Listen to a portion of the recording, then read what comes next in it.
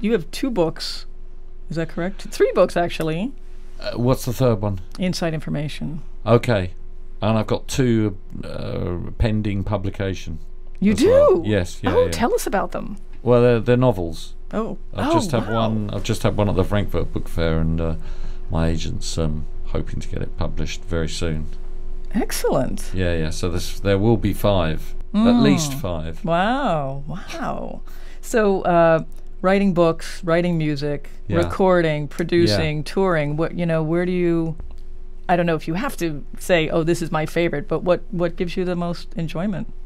Well, they all satisfy different facets of one's personality, I think, and that's why you do them.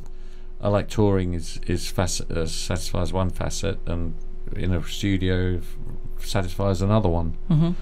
And sitting in a room for weeks on end writing fiction satisfies another. And that is how you actually That's write. what you have to do. You will literally just. That's what you have to do. Yeah, you have to spend time, and it's a very solitary occupation. It's very interesting, but that's what you have to do.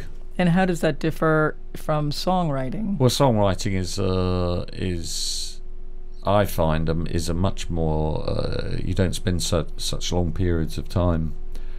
I sit down and I sort of try and write a song, and sometimes it works and sometimes it doesn't, and or a gem starts, so I put that on the back burner, but I don't spend more than a couple of hours at any one time doing that.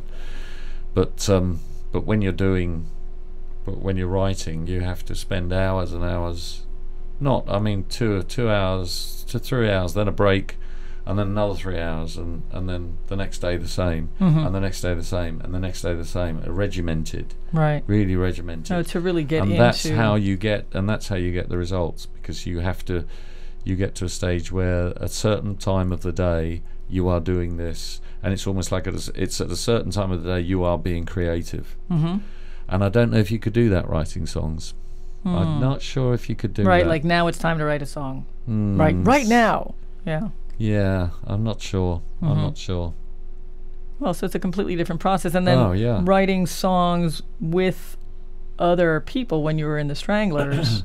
I mean, I'm going to guess that was probably different altogether too. Well, that would have been more when you're writing with someone. That's more of an instant thing, I think, because you're bouncing something off someone. And whereas if you're writing by yourself, you get a gem of an idea, and instead of throwing it at someone else and then they throw it back at you with their changes, you have the gem which sits there, and then you go back to it almost as if you're the second person. Oh, right, yeah. After a break, so you're looking at it a bit more objectively. So the very fact you're writing alone adds a time dimension to it, which might not be necessary if you're writing with someone.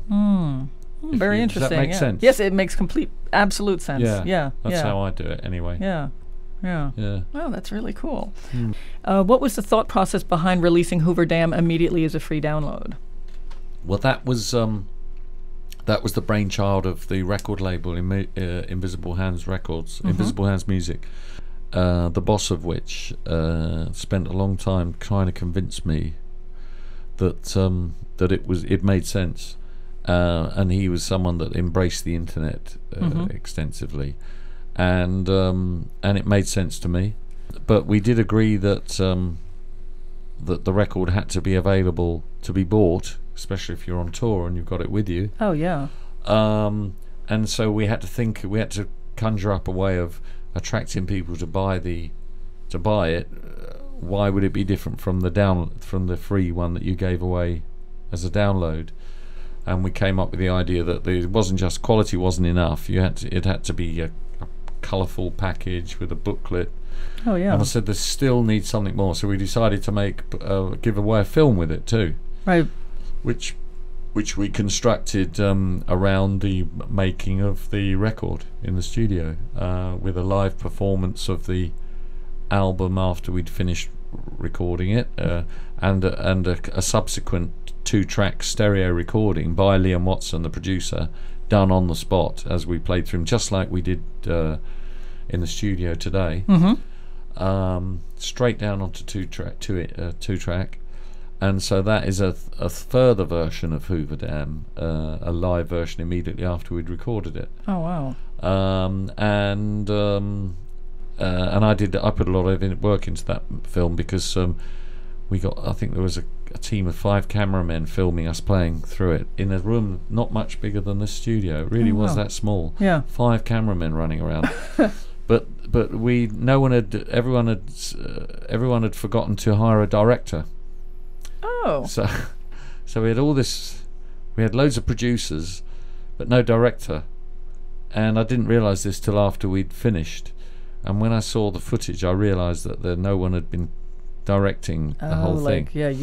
So, and had I known that, I would have directed it from the start, because I know what you've got to do. You've got to have a master shot of the singer, someone concentrating on that the whole time, and then you can cut into that with other stuff. Right. But there wasn't a master shot. You know, the guy hadn't been told that. No one had been told that. So I had to take my roll up my sleeves and get involved in the editing, because it was looking like a disaster. So I did a lot of hopefully creative editing with split screens and all this sort of stuff. And I spent 6 weeks editing it. Wow. To get something that I thought was presentable, you know, to the public. Because there's no point in giving away something if it's absolute rubbish, you know. Right. Yeah. It's got to be.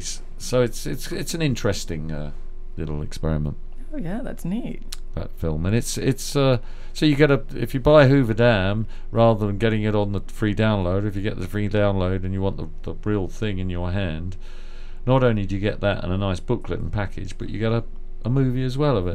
You know. Yeah. And it shows you something about the studio where we worked, and look, you can see Liam Watson twiddling the dials and all that. We should have put interviews really in there as well. That would have been nice. I mean, in retrospect, you know. Yeah, for the next one. Yeah. You can, you know, everything is an idea for next. Yeah, absolutely. And what is next for you? Well, next I've got nearly got enough songs now for a new album, which is going to be called Totem and Taboo, which is I've nicked the title stolen the title from a book by Sigmund Freud, who was a big psychiatrist. Yeah.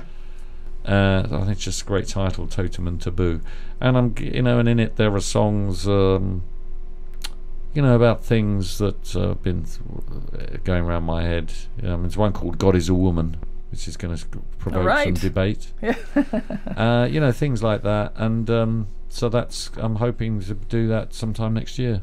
Great. I don't know who's going to be doing it with me, because I don't know who's going to be available. Right. So I don't know who's going to be on it. Will you be recording that in England? I think I'm going to do it in Spain, and maybe I might finish it in New York. Who knows? Oh, cool. I'm going to record it in Spain, I think. Very nice. You've got I'm trying to think, what album is Cadiz on? Cadiz is on Beyond Elysian Fields. Oh, right. Yeah. Yeah, you've got the reference there. Yeah. So now we're on the subject of Spain. Yeah. Travel, where do you like to be? Where are your favorite places? I thought that would be your answer. No, I feel it's my spiritual home, I just feel so good whenever I'm there. Wow. I mean, I feel good. I like being in America, and I like being in the UK sometimes, and I like the Philippines, and I like going to Australia, and I like places. But every time I go to Spain, I just feel like it's home. Wow. And I've always felt like that. It's really odd, and I don't know what it is. Maybe if you believe in the afterlife, maybe I had a life before when I was Spanish or something. I don't know. There you go. Well, and it's great to actually have some kind of affinity for some place. Yeah. Yeah.